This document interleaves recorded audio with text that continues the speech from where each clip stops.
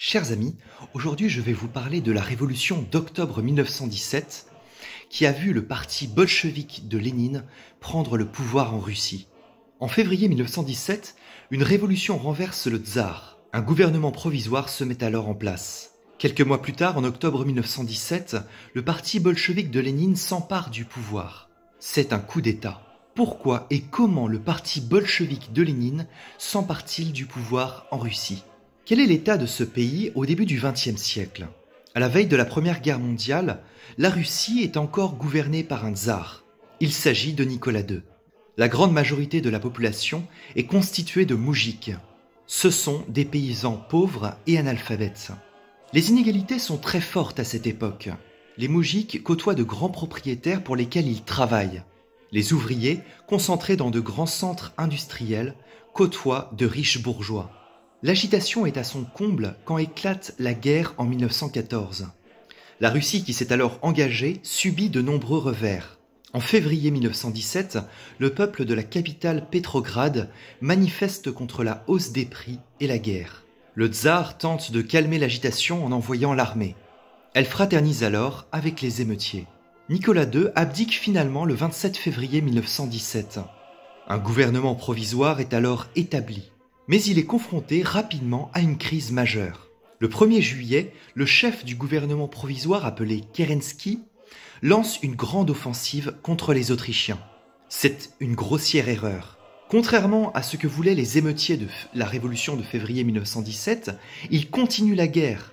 Bien plus, l'offensive échoue lamentablement fin juillet. Les désertions se multiplient dans les rangs de l'armée. Des officiers sont assassinés. Les moujiks attaquent les grandes propriétés et tuent les propriétaires. Ils se partagent ensuite les terres. Les ouvriers font grève contre les patrons, mais ensuite ils sont licenciés et tombent rapidement dans la misère. Comment le parti bolchevique finit-il par triompher? À ce moment, le parti bolchevique, créé par le révolutionnaire Lénine, alimente l'agitation. Mais le gouvernement réagit avec fermeté et fait emprisonner de nombreux militants. En septembre 1917, Kerensky fait une nouvelle erreur. Il accuse le commandant en chef de l'armée, le général Kornilov, de fomenter une insurrection. Mais ce putsch est inventé de toutes pièces par Kerensky pour rejeter la responsabilité de la guerre sur Kornilov.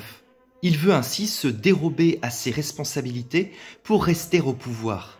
Mais ce choix politique ne sauvera pas Kerensky.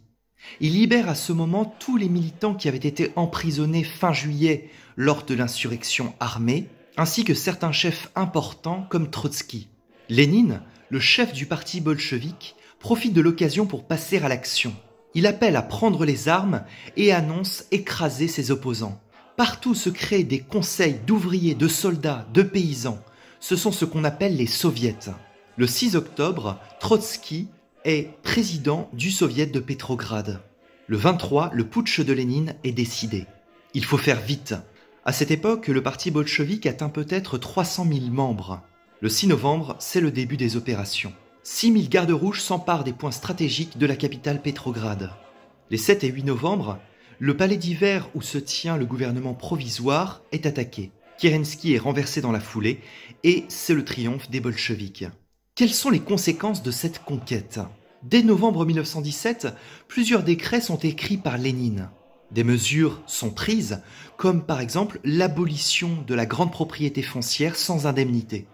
La paix de Brest-Litovsk avec l'Allemagne en mars 1918 ampute la Russie d'une grande partie de son territoire. Une guerre civile de 4 ans commence entre les bolcheviks, les rouges, et les partisans du tsar, les blancs. Chers amis, j'espère que cette vidéo vous a plu. N'hésitez pas à liker, à laisser des commentaires, à vous abonner, à activer la cloche. Je vous souhaite une excellente journée.